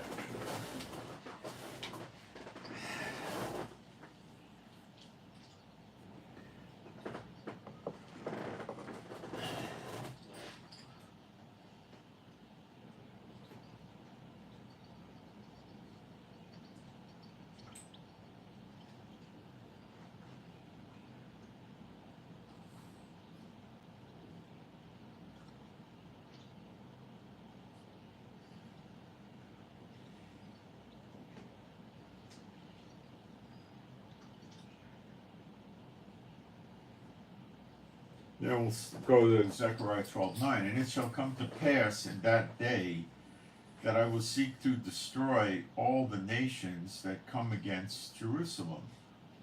And I will pour upon the house of David and upon the inhabitants of Jerusalem the spirit of grace and of supplications. Now they're saved. Then it says, and they shall look upon me whom they have pierced, and they shall mourn for him as one mourneth for his only son, and shall be in bitterness for him as one that has bitterness for his firstborn. Now, when that happens, this is what your Bible tells you happens. Now, you can reject it because the church never taught it to you, but it is in the Bible, isn't it? And this is the will of him that sent me. This is Father God Jehovah's will. That everyone which seeth the Son and believeth on him, now these Israelites are believers because the Spirit was just poured out on them, may have everlasting life, and I will raise them up at the last day. And they get everlasting life at that time, which is not that they can't die. It's the Hebrew word is olam, for an indeterminate long period of time. The supporting scriptures would be, my people's days are like that of a tree, a child shall die at 100, things like this, okay? And this is explaining Jeremiah 31. They shall all know me from the least to the greatest. Never happened. I will give them a heart of flesh. I will put my law in their inward parts. Never happened yet. I'll make a new covenant with them. This is the new covenant, the everlasting life. Now, all the true believers in Yeshua are going to receive this too, as will the 10 tribes of Israel, or else how could you have a fulfillment where they shall all know me from the least to the greatest, when it's these 10 tribes that are also going to return to Israel, stopping in the wilderness to pass under the rod and enter into the bond of the covenant.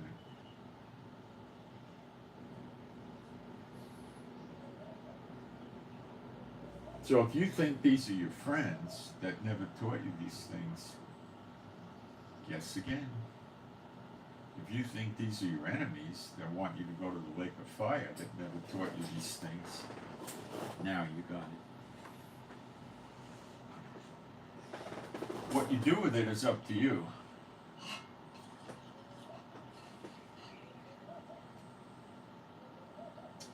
Now you can see the fullness of the replacement theology that the church teaches, and how they dump all these curses on Israel against the scriptures.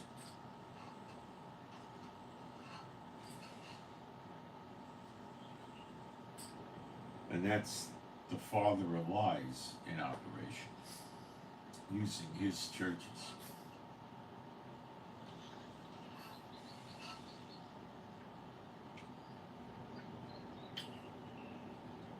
And we're here.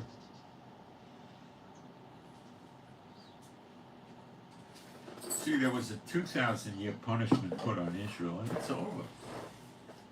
Any minute now, any day now.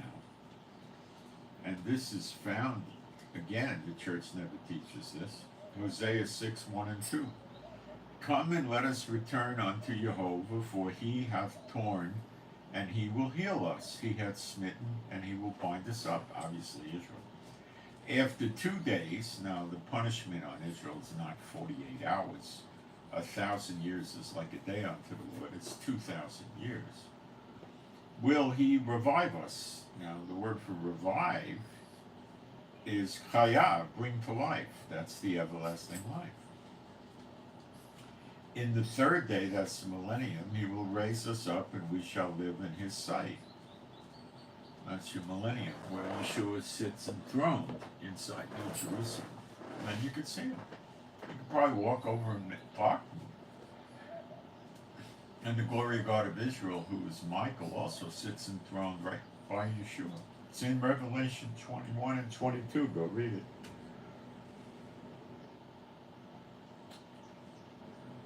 The rapture's on the last day. We're told this in John 6:39, John 6:40, John 6:44, John 6:54.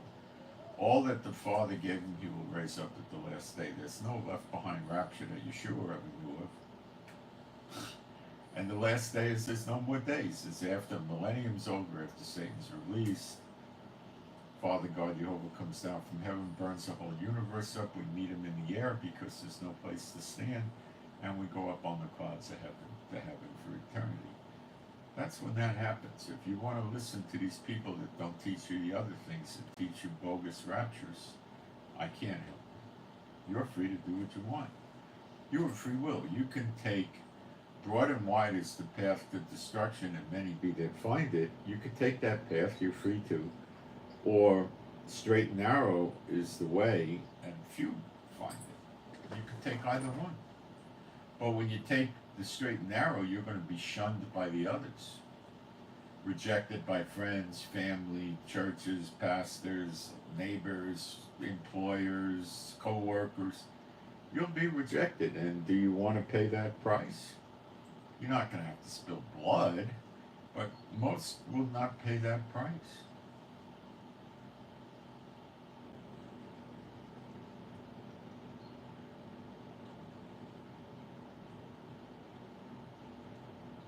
No.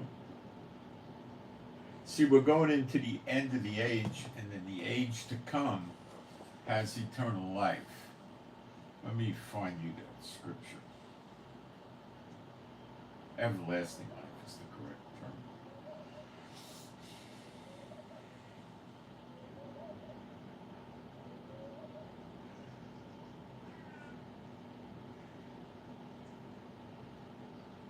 See, they want you confused and thinking that the everlasting life is something to do with the rapture, and it doesn't. Mark 10:30 has it. I'll read it.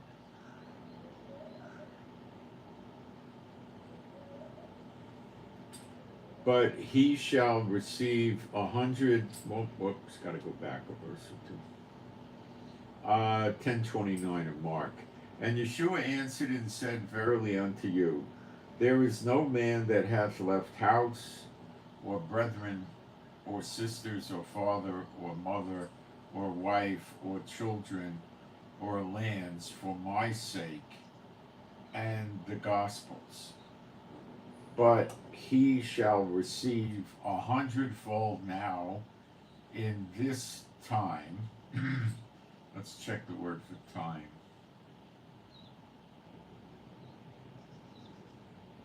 Let's see what Strong's does with the word in English.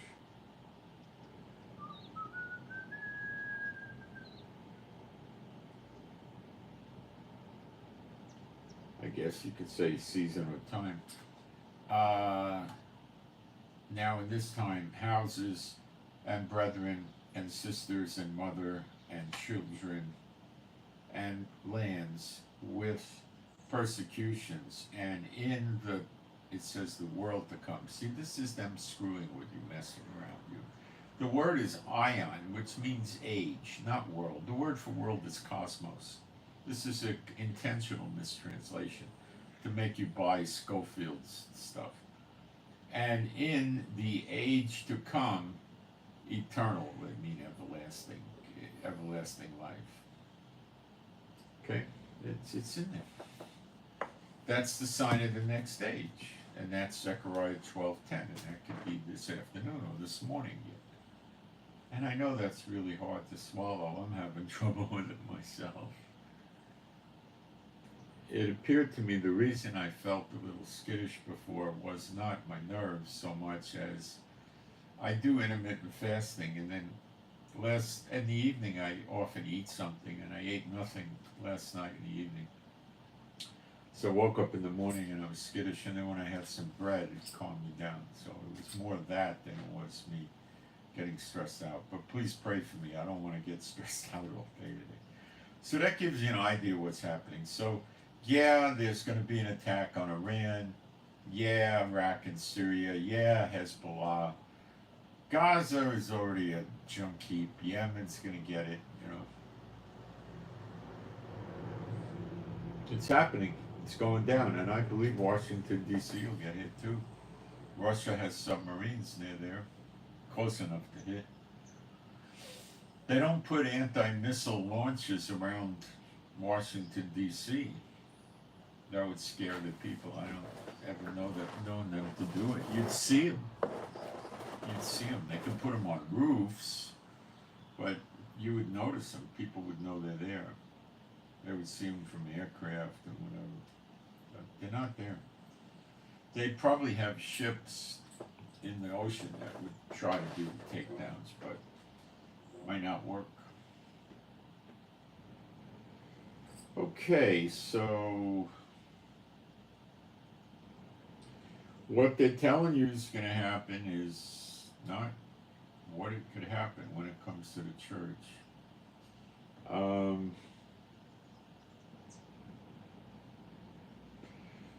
It's no longer just any day; it's any hour.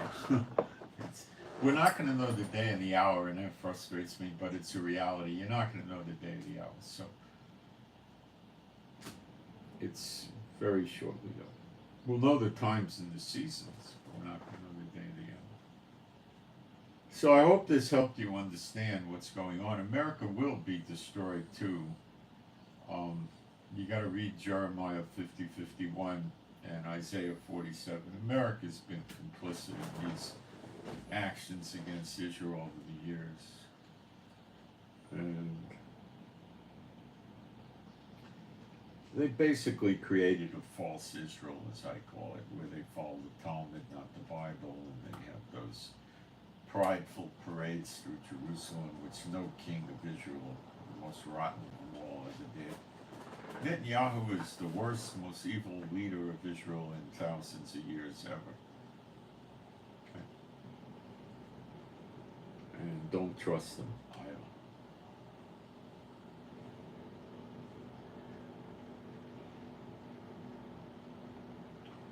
So there we are.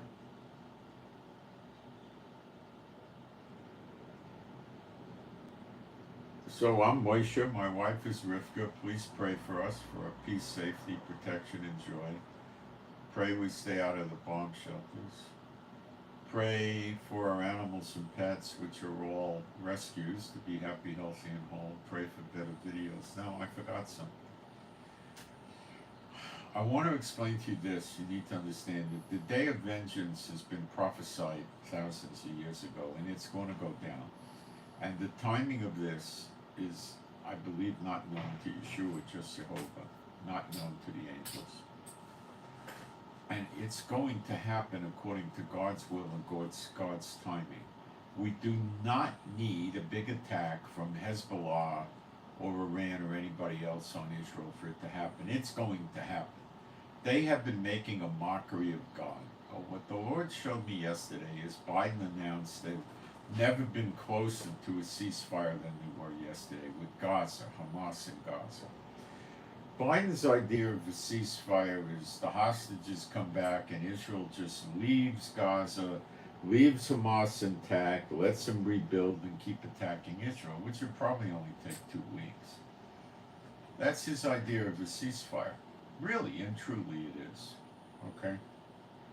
There's no place for them to go. Nobody wants them, and he doesn't want to see Israel kill 35,000 of them. So his plan is to keep them there. He don't want them. Jordan don't want them. Saudi don't want them. Egypt don't want them. Nobody wants them. Turkey doesn't want them, but they're my friends. But he don't want them because they want them occupying the land of Israel, keeping the Jews from getting their land back and attacking the Jews continually.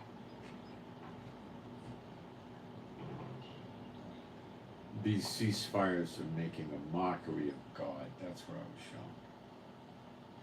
And Biden, this could be the final straw with the hope, making a mockery. Okay, God will not be mocked. He will ridicule them when they see him and Yeshua in the clouds. They'll be scared. Every eye shall see him. We'll be rejoicing because it says when we see the Son of Righteousness with healing in his wings, we jump out of, it's in Malachi 4, we jump out of the stall like a calf. We frolic about like a baby calf. We'll be young again. All our diseases, sicknesses, ailments, malfunctions will be gone. We'll be, in my guess, about 23. Now, if you're 12 years old, you're not going to become 23. But the men and the women will be, let's say, beautiful, because all the imperfections will be gone in all this. And that's going to make them jealous in Revelation 11. But not really, because it happens to them too. And that's why there's a falling away. They're going to have everlasting life, and then they're going to fall away. Some. And that brings on Gog and Magog. But Daniel 9:24 has two 70s. The first was 70 years of Babylon, and the next 70 begins when they see Yeshua, and they get the everlasting life. And it closes at the end of Gog and Magog, when the sun goes dark and the moon goes dark and the stars fall from heaven. And that's when you get the new heavens and the new earth. So you can do with this as you want. Remember, I've been reading you scriptures, not just babbling on and telling you stuff. I'm taking you through it step by step. You can reject the scriptures and say you're rejecting me, but you're not really rejecting me, you're rejecting the scriptures. Yeshua said, if you reject knowledge, he'll reject you. So be careful. It's not for me to take control of you and tell you what to do. It's up to you to make a conscious decision from your heart to follow the straight and narrow, and few be that find it, or go for the broad and wide road to destruction, which is more comfortable right now, but it will be eternally uncomfortable. You don't go to the lake of fire for thousands of years. You don't go for millions of years, and you don't go for billions of years, and you don't go for trillions of years. You go for an infinite amount of time. There's no limit to how long you stay there. It's very serious. And you could do what you want with this. It's not up to me, it's up to you. You've got the choice to make. I made my choice.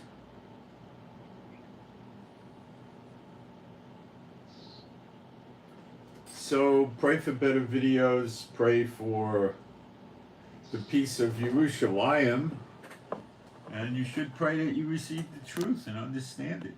You could email me. My email address is in the chat and the description box, as is offering information. And I sincerely hope you got something out of this. And if you want updates when the eggs start hitting the fan, subscribe, because when things go down, I'll be doing unusually timed live streams, and if you're subscribed and hit the notification bell, you'll get noticed and you'll catch it. And you'll get the news probably quicker from me than you will from most other sources. And that's what I got. So I send my shalom to all those who love Yeshua HaMashiach, and I'm out.